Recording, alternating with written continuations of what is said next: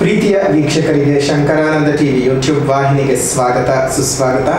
ಇವತ್ತಿನ ವಿಡಿಯೋನಲ್ಲಿ ಶನಿಯು ಜೂನ್ 29ನೇ ತಾರೀಕಿನಂದು ಕುಂಭರಾಶಿಯಲ್ಲಿ ವಕ್ರೀಗತನಾಗ್ತಾ ಇದ್ದಾನೆ. ಅದು ಬರೋಬ್ಬರಿ 30 ವರ್ಷಗಳ ಬಳಿಕ. ಈ 30 ವರ್ಷಗಳ ಬಳಿಕ ತನ್ನ ಸ್ವಕ್ಷೇತ್ರದಲ್ಲಿ ಸ್ವಸ್ಥಾನದಲ್ಲಿ ವಕ್ರೀಗತನಾಗ್ತಾ ಇರುವಂತಹ ಪ್ರಭಾವದಿಂದ ಯಾವ ಯಾವ ಪರಿಣಾಮಗಳನ್ನು ಎದುರಿಸಬಹುದು ಅನ್ನುವಂತಹ ಮಾಹಿತಿಯನ್ನ ಈ ವಿಡಿಯೋನಲ್ಲಿ ತಿಳ್ಕೊಳ್ಳೋಣ. ಅದರ ಜೊತೆಗೆ ಶನಿ ಗ್ರಹದಿಂದ ಉಂಟಾಗ್ತಕ್ಕಂತಹ ದೋಷಕ್ಕೆ ಮತ್ತೊಮ್ಮೆ ನಾವು ವಿಶೇಷವಾದಂತಹ ಪೂಜೆ ಮಾಡಬೇಕು ಅಂತ ಹೇಳಿ ಸಂಕಲ್ಪವನ್ನು ಮಾಡಿಕೊಂಡಿದ್ದೇವೆ. ಆ ವಿಚಾರವನ್ನು ಸಹ ಇಂದಿನ ವಿಡಿಯೋನಲ್ಲಿ ತಿಳ್ಕೊಳ್ತಾ ಹೋಗೋಣ. ಮೊದಲನೇದಾಗಿ ವಕ್ರತ್ವ, ಯಾವುದೇ ಗ್ರಹಗಳ ವಕ್ರತ್ವಗಳಾಗಿದ್ದಿರಬಹುದು. ಗ್ರಹಗಳು ಯಾಕೆ ವಕ್ರೀಗತರಾಗ್ತಾರೆ? ಅದರಲ್ಲೂ ಸೂರ್ಯ ಚಂದ್ರರನ್ನ ಹೊರತುಪಡಿಸಿ ಇನ್ನೆಲ್ಲ ಗ್ರಹಗಳು, ರಾಹುಕೇತುಗಳು ಮೊದಲೇ ವಕ್ರೀಗತ ಗ್ರಹಗಳು, ಅವು ತಿರುಗ್ತಕ್ಕಂಥದ್ದೇ ಒಂದು ಅಪಸವ್ಯದಲ್ಲಿ. ಆದರೆ ಇನ್ನು ಮಿಕ್ಕೆಲ್ಲ ಗ್ರಹಗಳು, ಸ್ಥೂಲ ಗ್ರಹಗಳು ಯಾಕೆ ವಕ್ರತ್ವವನ್ನು ಅನುಭವಿಸುತ್ತೆ ಅಂತ ಹೇಳಿದರೆ, ಭೂಮಿಯ ಸಮೀಪಕ್ಕೆ ಆಯಾ ಗ್ರಹಗಳು ಬಂದ ಸಂದರ್ಭದಲ್ಲಿ ಭೂಮಿಯ ತಿರುಗುವಿಕೆಯ ವೇಗ ಮತ್ತು ಆ ಗ್ರಹದ ತಿರುಗುವಿಕೆಯ ವೇಗ, ಆ ವೆಲಾಸಿಟಿಗಳ ನಡುವೆ ಬರತಕ್ಕಂತಹ ವ್ಯತ್ಯಾಸದಿಂದ ನಮಗೆ ಭೂಮಿಯಲ್ಲಿ ನಿಂತು ಆಯಾ ಗ್ರಹಗಳನ್ನು ನೋಡಬೇಕಾದರೆ ಆಯಾ ಗ್ರಹಗಳು ಹಿಂದಕ್ಕೆ ಚಲಿಸಿದಂತೆ ಭಾಸವಾಗ್ತದೆ. ಆ ಹಿಂದಕ್ಕೆ ಚಲಿಸಿದಂತೆ ಭಾಸ ಆಗುವುದರಿಂದ ಅದನ್ನ ನಾವು ವಕ್ರತ್ವ ಅಂತ ಹೇಳಿ ಕರೆದ್ವಿ. ಏನು ಆದರೆ ಇನ್ನೂ ಸಹ ನಿಮಗೆ ಇನ್ನೂ ಸ್ಪಷ್ಟವಾಗಿ ಸ್ಫುಟವಾಗಿ ಅರ್ಥವಾಗಬೇಕು ಅಂತ ಹೇಳಿದ್ರೆ, ನಾನು ಈಗಾಗಲೇ ಕಳೆದ 1.5 ವರ್ಷದ ಹಿಂದೆ ಗ್ರಹಗಳ ವಕ್ರತ್ವ, ಇದೇ ಶನಿಯ ಗ್ರಹದ ವಕ್ರತ್ವದ ಬಗ್ಗೆ ಮಾತಾಡೋ ಸಂದರ್ಭದಲ್ಲಿ ಹೇಳಿದ್ದೆ. ಪುನಃ ಅದನ್ನು ನಾನು ಚುಟುಕಾಗಿ ಹೇಳಿ ಮುಗಿಸ್ತೀನಿ. ಉದಾಹರಣೆಗೆ, ನೀವೊಂದು ಹೈವೇ ರಸ್ತೆಯಲ್ಲಿ ಹೋಗ್ತಾ ಇದ್ದೀರಿ ಅಥವಾ ಯಾವುದಾದ್ರೂ ಒಂದು ರಸ್ತೆಯಲ್ಲಿ ಹೋಗ್ತಾ ಇದ್ದೀರಿ. ನಿಮ್ಮ ಗಾಡಿಯ ವೇಗವು ನಿಮ್ಮ ಪಕ್ಕದಲ್ಲಿ ಬರ್ತಾ ಇರತಕ್ಕಂತಹ ಗಾಡಿಯ ವೇಗಕ್ಕಿಂತ ಹೆಚ್ಚಿನ ಒಂದು ವೆಲಾಸಿಟಿ ಇತ್ತು ಅಂತ ಹೇಳಿದ ಸಂದರ್ಭದಲ್ಲಿ, ಸ್ಪೀಡ್ ಇತ್ತು ಅಂತ ಹೇಳಿದ ಸಂದರ್ಭದಲ್ಲಿ, ನಿಮಗೆ ನಿಮ್ಮ ಗಾಡಿಯಲ್ಲಿ ಕೂತು ಪಕ್ಕದವರನ್ನು ಹೀಗೆ ಗಮನಿಸಿದಾಗ ಅವರು ಹಿಂದಕ್ಕೆ ಹೋಗದಂತೆ ಭಾಸವಾಗ್ತಾ ಇರುತ್ತೆ. ಅಂದರೆ ನೀವು ವೇಗವಾಗಿರ್ತೀರಿ, ಅವರು ನಿಮ್ಮ ವೇಗಕ್ಕಿಂತ ಕಡಿಮೆ ವೇಗದಲ್ಲಿರ್ತಾರೆ. ಆಗ ಏನಾಗ್ತದೆ, ಅವರು ಹಿಂದೆ ಹೋದಂತೆ ಭಾಸವಾಗುತ್ತೆ. ಅದನ್ನೇ ವಕ್ರತ್ವ ಅಂತ ಕರೆಯೋದು. ಆದರೆ ಅವರು ನಿಜವಾಗ್ಲೂ ಹಿಂದೆ ಹೋಗ್ತಿರ್ತಾರ? ಖಂಡಿತ ಇಲ್ಲ. ಆದರೆ ನಮಗದು ಭಾಸವಾಗುತ್ತೆ, ಅದೊಂದು ಭ್ರಮ. ಹಾಗಾಗಿ ಆ ಭ್ರಮದ ಫಲಗಳು ಯಾವ ರೀತಿಯಾಗಿರಬಹುದು, ಯಾವ ರೀತಿಯಾಗಿರ್ತಕ್ಕಂತಹ ಒಳಿತು ಕೆಡುಕುಗಳನ್ನು ಉಂಟು ಮಾಡಬಹುದು ಅನ್ನೋದನ್ನು ತಿಳ್ಕೊಳ್ಳೋಣ.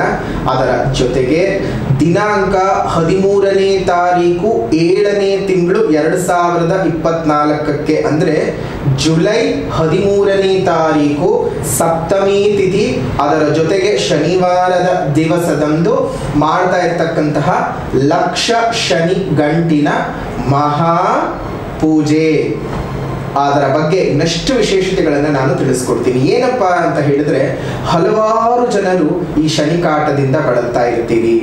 ಅದು ಪಂಚಮ ಶನಿ ಆಗಿರಬಹುದು, ಅರ್ಧಾಷ್ಟಮ ಶನಿ ಆಗಿರಬಹುದು, ಅಷ್ಟಮ ಶನಿ ಪೀಡೆ, ಸಪ್ತಮ ಶನಿ ಪೀಡೆ ಇರುವಂಥದ್ದು, ಜೊತೆಗೆ 7.5 ಸಮಯ ಇರುವಂಥದ್ದು. ತುಂಬ ಕಠಿಣವಾದ ಪರಿಸ್ಥಿತಿಗಳನ್ನು ಈ ಒಂದು ಶನಿಯ ಪೀಡನ ಅವಧಿಯ ಕಾಲದಲ್ಲಿ ಎದುರಿಸ್ತಾ ಇರ್ತೀರಾ. ನಿಮ್ಮ ಜಾತಕದಲ್ಲೂ ಸಹ ಆ ಶನಿ ಪೀಡೆಯು ತುಂಬ ಹಿಂಸೆ ಕೊಡ್ತಾ ಇರುತ್ತೆ. ಅಂತಹ ಯಾವುದೇ ರೀತಿಯಾಗಿರ್ತಕ್ಕಂತಹ ಶನಿಯ ಪೀಡೆಯು ನಿಮ್ಮ ಜಾತಕದಲ್ಲಿ ಇರ್ತಕ್ಕಂಥದ್ದು ಹೋಗಬೇಕು ಅಂತಂದ್ರೆ ಎಳ್ಳು ಬತ್ತಿಯನ್ನು ಬೆಳಗಬೇಕು. ಆ ಎಳ್ಳು ಬತ್ತಿಯನ್ನು ಬೆಳಗೋದ್ರ ಮುಖಾಂತರವಾಗಿ, ಅದರಲ್ಲೂ 1,00,000 ಎಳ್ಳು ಬತ್ತಿಗಳನ್ನು ಒಟ್ಟಿಗೆ ಒಂದೇ ಕುಂಡದಲ್ಲಿ ಬೆಳಗಿಸಬೇಕು. ಆಗ ನಿಮ್ಮೆಲ್ಲರ ಸಮಸ್ಯೆಗಳಿಗೆ, ಶನಿಯಿಂದ ಉಂಟಾಗ್ತಕ್ಕಂತಹ ಸಮಸ್ಯೆಗಳಿಗೆ ಖಂಡಿತ ಪರಿಹಾರ ಸಿಗ್ತದೆ.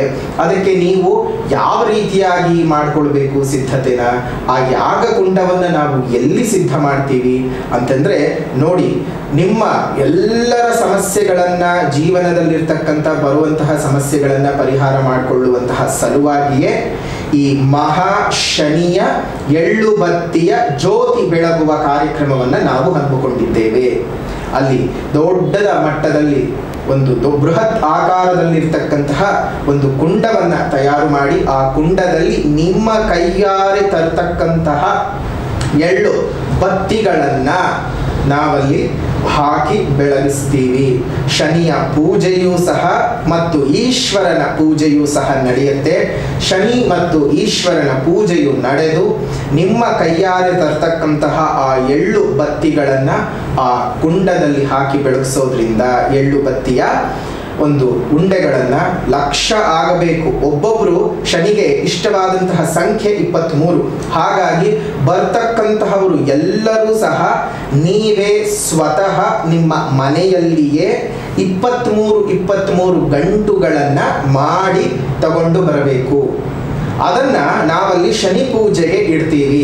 ಶನಿ ಪೂಜೆಗೆ ಇಟ್ಟು ಶನಿಗೆ ಪೂಜೆ ಮಾಡಿದ ನಂತರದಲ್ಲಿ ಆ ಎಲ್ಲ ಎಳ್ಳು ಬತ್ತಿಗಳನ್ನು ಬೃಹತ್ತಾಗಿರ್ತಕ್ಕಂತಹ ಕುಂಡದಲ್ಲಿ ಹಾಕಿ ಒಟ್ಟಿಗೆ ಬೆಳಗಿಸ್ತೀವಿ.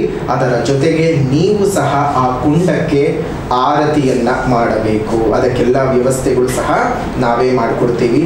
ನೀವು ಮಾಡಬೇಕಾಗಿರೋದು ಏನಪ್ಪಾ ಅಂದರೆ, ಒಬ್ಬೊಬ್ಬರಿಗೆ ನೋಡಿ, ಕೆಲವೊಬ್ರು ಏನು ಮಾಡ್ತಾರೆ, ಒಂದು ಮನೆ ಪೂರ್ತಿ 23 ಗಂಟೆ ಮಾಡ್ತಾರೆ. ಆ ರೀತಿಯಾಗಿ ಮಾಡಬಾರ್ದು.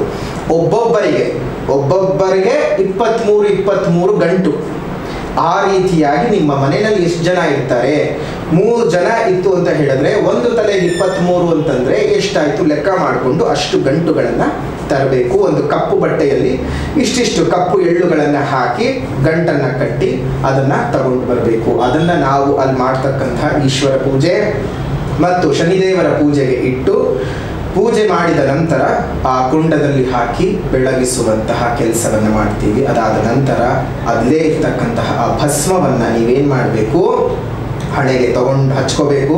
ಸ್ವಲ್ಪ ಮನೆಗೂ ಸಹ ತಗೊಂಡು ಹೋಗಿ ಅದನ್ನು ಪ್ರತಿನಿತ್ಯ ಹಚ್ಕೊಳ್ಳೋದ್ರಿಂದ ಯಾವುದೇ ರೀತಿಯಾಗಿರ್ತಕ್ಕಂತಹ 7.5 ಬರುವಂತಹ ದೋಷಗಳು, ಅರ್ಧಾಷ್ಟಮ ಶನಿ, ಪಂಚಮ ಶನಿ, ಇನ್ಯಾವುದೇ ರೀತಿಯಾಗಿರ್ತಕ್ಕಂಥ ಶನಿ ದೋಷಗಳು ನೋಡಿ. ಶನಿಗೆ ಕಪ್ಪು ಎಳ್ಳು ಕಪ್ಪು ವಸ್ತ್ರ ಬಹಳ ಪ್ರೀತ.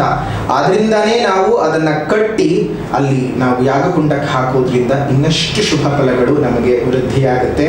ಯಾವುದೇ ಕಾರಣಕ್ಕೂ ಇಂತಹ ಅತ್ಯದ್ಭುತವಾದಂತಹ ವಿಚಾರವನ್ನ ನೀವು ಮಿಸ್ ಮಾಡ್ಕೊಳ್ಳೋದು ಬೇಡ. ಅದನ್ನ ಮಾಡ್ತಿರೋದಾದ್ರೂ ಎಲ್ಲಪ್ಪ ಅಂತ ಹೇಳಿದ್ರೆ ದಾವಣಗೆರೆಯಲ್ಲಿ ಮಾಡಬೇಕು. ನಮ್ಮ ಮಧ್ಯ ಕರ್ನಾಟಕದ ಭಾಗದಲ್ಲಿ ನಾವು ಮಾಡ್ತಿದ್ದೇವೆ. ಹಾಗಾಗಿ ದಿನಾಂಕ 13ನೇ ತಾರೀಕಿನಂದು ತಾವು ಎಲ್ಲರೂ ಬರಬೇಕು. ಆದಷ್ಟು ಬೇಗ ಯಾವ ಭಾಗದಲ್ಲಿ ಮಾಡ್ತಾ ಇದ್ದೇವೆ ದಾವಣಗೆರೆಯಲ್ಲಿ ಅನ್ನುವಂತಹ ಮಾಹಿತಿಯನ್ನು ನಾವು ಕೊಡ್ತೇವೆ. ಆ ಅಡ್ರೆಸ್ಸಿಗೆ ಸಮಯ ಅದನ್ನೆಲ್ಲ ತಿಳಿಸ್ತೇವೆ. ಅದ್ರ ಬಗ್ಗೆ ಇನ್ನಷ್ಟು ಹೆಚ್ಚಿನ ಮಾಹಿತಿ ಬೇಕು ಅಂತ ಹೇಳಿದ್ರೆ ಇಲ್ಲೇ ಇರ್ತಕ್ಕಂತಹ ಫೋನ್ ನಂಬರ್ಗೆ ನೀವು ಫೋನ್ ಮಾಡಿ ಅದರ ಬಗ್ಗೆ ಮಾಹಿತಿಯನ್ನು ತೆಗೆದುಕೊಳ್ಳಿ. ಅದಾದ ನಂತರದಲ್ಲಿ ನಿಮಗೆ ಶನಿಯ ಕಾಟಗಳಿರೋಲ್ಲ. ಜೊತೆಗೆ ಅಲ್ಲಿ ಬರುವಂತಹ ಪ್ರತಿಯೊಬ್ಬರಿಗೂ ಅಷ್ಟೇ ಉಚಿತವಾಗಿ ಶನಿ ರಕ್ಷಾ ಒಂದು ದಾರವನ್ನು ಕೊಡ್ತೇವೆ. ಅದನ್ನ ಶನಿ ರಕ್ಷಾ ದಾರ, ಅದನ್ನ ನಾವು ತಿರುನಲ್ಲಾರಿನಲ್ಲಿ ಪೂಜೆಯನ್ನ ಮಾಡಿಸಿ ತಂದಿರ್ತೇವೆ. ತಿರುನಲ್ಲಾರ್ ಶನಿ ದೇವಸ್ಥಾನದಲ್ಲಿ ಹೋಗಿ ಅಷ್ಟೂ ದಾರಗಳಿಗೂ ಶನಿ ರಕ್ಷಾ ಕವಚ ದಾರಗಳಿಗೆ ಪೂಜೆಯಾಗಿರುತ್ತೆ. ಜೊತೆಗೆ ಅಲ್ಲೂ ಸಹ ಪೂಜೆಯಾಗುತ್ತೆ. ಅದನ್ನ ನೀವು ಕೈಗಳಲ್ಲಿ ಕಟ್ಕೊಳ್ಳೋದ್ರಿಂದ ಶನಿಯಿಂದ ಬರ್ತಕ್ಕಂತಹ ಇನ್ನೆಲ್ಲ ದೋಷಗಳು ನಿವಾರಣೆ ಆಗುತ್ತೆ. ಫೋನ್ ಮಾಡಿಬಿಟ್ಟು ಮನೆಗೆ ಕಳಿಸಿ ಅಂತ ಕೇಳಕೂಡದು. ಅಲ್ಲಿ ಬರುವಂತಹವರಿಗೆ ಮಾತ್ರವೇ ನಾವು ಕೊಡುವಂತಹದ್ದು. ಯಾಕಂದ್ರೆ ಅಲ್ಲಿ ಸಾವಿರಾರು ಜನರು, ಮೊನ್ನೆ ಲಲಿತಾ ಯಾಗ ಮಾಡಿದಾಗ್ಲೂ ಅಷ್ಟೇ ನಮ್ಮ ನಿರೀಕ್ಷೆಗೂ ಮೀರಿ ಜನಗಳು ಬಂದಿದ್ರಿ. ಅದೆಲ್ಲವೂ ಸಹ ನಮ್ಮ ಮನಸ್ಸಿಗೆ ಸಂತೃಪ್ತಿಯಾಗಿದೆ. ಇಷ್ಟು ಪ್ರೀತಿಯನ್ನ ಕೊಡ್ತಕ್ಕಂತಹ ಜನರ ಸಮಸ್ಯೆಗಳನ್ನ ಇನ್ನಷ್ಟು ಹೆಚ್ಚಿಗೆ ನಿವಾರಣೆ ಮಾಡಬೇಕು ಅನ್ನುವಂತಹ ಮನಸ್ಥಿತಿಯಿಂದ ಈ ಒಂದು ಕೆಲಸವನ್ನ ಪುನಃ ಶನಿಯ ವಿಚಾರದಲ್ಲಿ ನಾವು ಮಾಡ್ತಾ ಇದ್ದೇವೆ. ಅಂತಹ ಶನಿ ವಿಚಾರಕ್ಕೆ ತಾವೆಲ್ಲರೂ ಸಹ ಬರಬೇಕು. ಈ ವಕ್ರ ಶನಿಯು 5 ತಿಂಗಳುಗಳ ಕಾಲ, ನವೆಂಬರ್ನವರೆಗೂ ಸಹ ಕೆಲವರಿಗೆ ಹಿಂಸೆಯು, ಕೆಲವರಿಗೆ ಒಳ್ಳೇದು ಮಾಡ್ತಾ ಇರುತ್ತೆ. ಯಾರ್ಯಾರಿಗೆ ಕೆಡುಕುಗಳು ಅವರಿಗೂ ಸಹ ಬರಬೇಕು. ಒಳ್ಳೇದಿದ್ರು ಸಹ ಇದಕ್ಕೆ ಬಂದು ಹಾಕೋದ್ರಿಂದ ಇನ್ನಷ್ಟು ಶುಭ ಫಲಗಳನ್ನ ನೀವು ಅನುಭವಿಸಬಹುದು. ಕೆಡುಕಿದ್ರೆ ಆ ಕೆಡುಕಿನ ಫಲಗಳನ್ನ ನಿವಾರಣೆ ಮಾಡ್ಕೊಡ್ಬಹುದು. ಅಲ್ಲಿ ಬರ್ತಕ್ಕಂತಹ ಪ್ರತಿಯೊಬ್ಬ ಪ್ರತಿಯೊಬ್ಬರಿಗೂ ತಿರುನಲ್ಲಾರ್ನಿಂದ ಪೂಜಿಸಿ ತಂದಿರ್ತಕ್ಕಂತಹ ಶನಿಯ ರಕ್ಷಾದಾರವನ್ನ ನಾವು ಕೊಡ್ತಾ ಇದ್ದೇವೆ.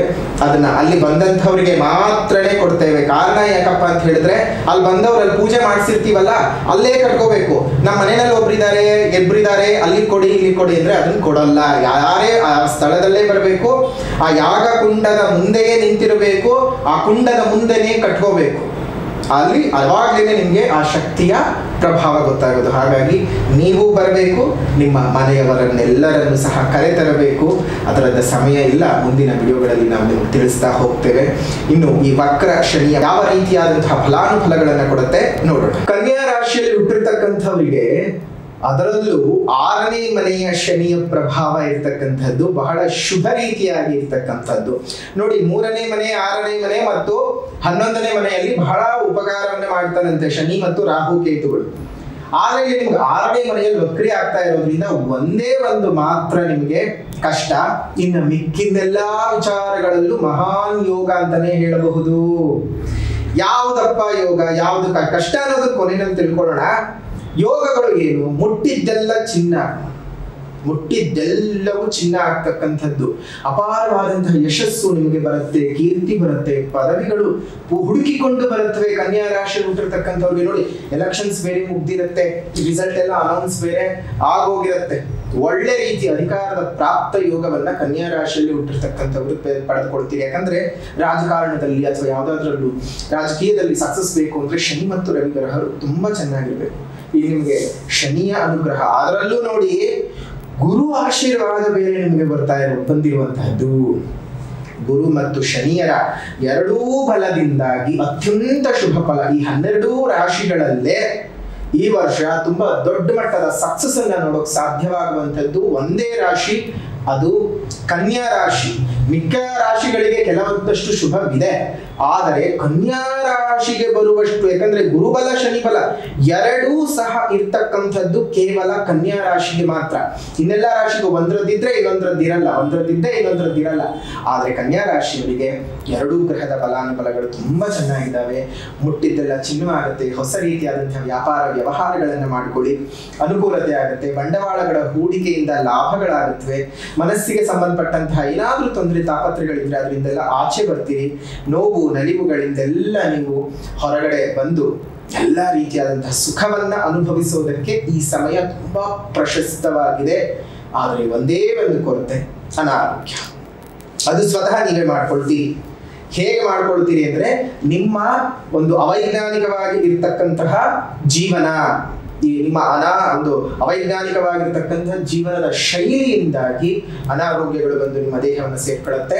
ತುಂಬಾ ಹುಷಾರಾಗಿರ್ಬೇಕು. ಆರೋಗ್ಯ ಶೈಲಿಯನ್ನ, ಒಂದು ಹೆಲ್ದಿ ಆಗಿರ್ತಕ್ಕಂಥ ಲೈಫ್ ಸ್ಟೈಲ್ ನ ನೀವು ರೂಢಿ ಮಾಡ್ಕೊಳ್ಳಿ, ತುಂಬಾ ಒಳ್ಳೆಯದಾಗುತ್ತೆ. ಶನಿಯ ಪ್ರಭಾವ ಇನ್ನಷ್ಟು ನಿಮಗೆ ಶುಭ ಫಲಗಳು ಕೊಡ್ಬೇಕಂದ್ರೆ 13ನೇ ತಾರೀಕು ನಡೆಯುವಂತಹ ಲಕ್ಷ ಎಳ್ಳು ಬತ್ತಿಯ ಎಳ್ಳು ಗಂಟಿನ ಮಹಾಜ್ಯೋತಿಯ ಕಾರ್ಯಕ್ರಮಕ್ಕೆ ತಾವೆಲ್ಲರೂ ಸಹ ಬಂದು ಅಲ್ಲಿ ನಿಮ್ಮ ಮನೆಯಿಂದಲೇ ನೀವೇ ಮಾಡಿ ತೆಗೆದುಕೊಂಡು ಬಂದಿರತಕ್ಕಂತಹ ಆ ಲಕ್ಷ ಶನಿ ಬತ್ತಿಯಲ್ಲಿ ನೀವು ದೇವರ ಪಾದದ ಹತ್ರ ಇಟ್ಟು ಪೂಜೆಯನ್ನ ಮಾಡಿಸಿ ಅದನ್ನ ಅಲ್ಲೇ ಇರತಕ್ಕಂತಹ ಕುಂಡದಲ್ಲಿ ಹಾಕಿ ಬೆಳಗಿಸಿ.